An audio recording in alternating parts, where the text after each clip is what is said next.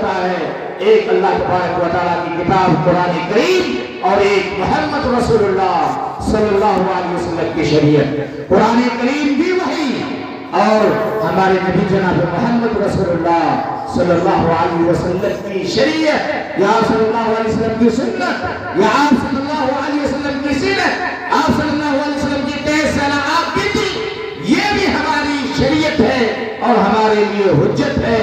جس طرح اور یہ بھی وحی ہے، جس طرح قرآن وحی ہے اس طرح یہ بھی وحی ہے۔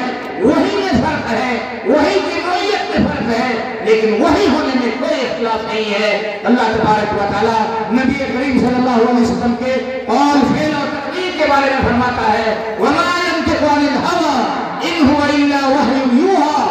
اللہ کے نبی صلی اللہ علیہ وسلم اپنی جانب سے کچھ نہیں کہتے، جو کہتے اللہ تبارک و تعالیٰ کی جانب سے کہتے ہیں۔ اس لیے اس اصل کو، اس اصول کو، اس اہم چیز کو ہمیشہ اپنے ذہن میں رکھنا ہے کہ ہمیں قرآن اور حدیث دونوں کو ساتھ ساتھ لے کر کے جانا ہے۔ قرآن بغیر حدیث کے ناکافی ہے اور حدیث بغیر قرآن کے ناکافی ہے۔ دونوں ایک گاڑی کے دو پہیے ہیں، جب تک آپ ان دونوں پہیے کے مطابق زندگی نہیں گزاریں گے اس وقت تک آپ شریعت پر عمل نہیں کر سکتے ہیں۔ بلکہ یاد رکھیں کہ قرآن اور حدیث کے اندر جب لوگوں نے تفریق کی اس وقت ضلالت کے شکار ہو گئے، گمراہی کے شکار ہو گئے۔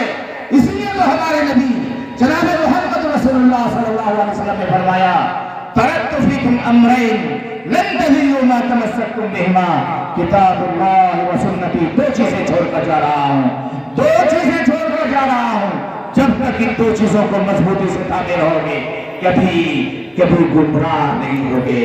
صحابہ کرام کے زمانے میں قرآن و سنت میں آر حق تھا، تابعین کے زمانے میں، تبع تابعین کے زمانے میں قرآن و حدیث لازم ملزوم سمجھا جاتا تھا۔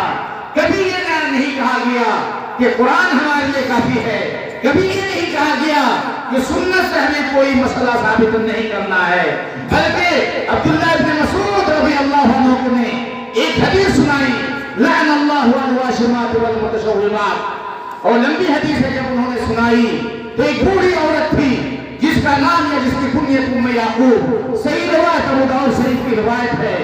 وہ بوڑھی عورت کہتی ہے عبداللہ بن مسعود میں نے قرآن کو حرفاً پڑھا ہے، شروع سے آخر تک میں نے قرآن کو پڑھا ہے، لیکن قرآن میں یہ چیز موجود نہیں ہے کہ اللہ کے رسول صلی اللہ علیہ وسلم یا اللہ تبارک و تعالیٰ نے بولنے والی عورت اور گنگنانے والی عورت پر لعنت بھیجی ہے۔ عبداللہ بن مسعود رضی اللہ عنہ کا منہج دیکھیے، صحابہ